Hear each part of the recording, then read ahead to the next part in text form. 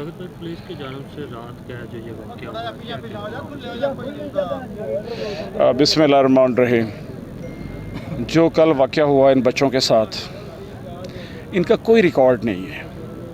ये गरीब लोगों के बच्चे थे, इस्लामाबाद में ये जॉब करते थे, दाता दरबार के पास आए हैं, लोकेशनें भी हैं इनके पास। इनकी कोई हिस्ट्री नहीं है ऐसी जो पुलिस बता रही है।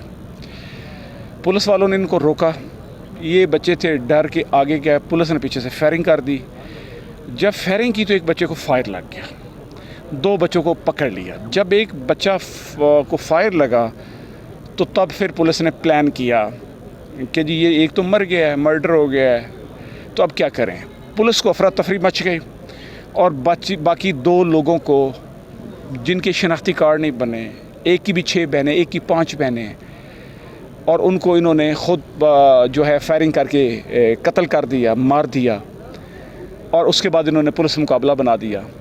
चलो, इनकी दहशतगर्दी या पुलिस गर्दी थी तो इन्होंने कल का वाक़या है 6-7 बजे का, 8 बजे का, 1-2 बजे का ये वाक़या है। 6-7 बजे डेड बॉडियाँ थी, इन्होंने रात को ले जा के डेड बॉडियों वारसों को नहीं थी। इवन वारसों को डेड बॉडियाँ देने की बजाय उनसे अंगूठे लगवा रहे हैं कि जी ये, और उनको कह रहे हैं कि जी पुलिस खुद दफनाएगी। हाँ, कब्रें आपकी किधर हैं, आप कब्रें बताएं। एक है जो जिसका घर इस्लामाबाद के अंदर है, उसका बेटा इस्लामाबाद, उसका घर भी अपना है, वो एस्टेब्लिशमेंट में मुलाजिम है।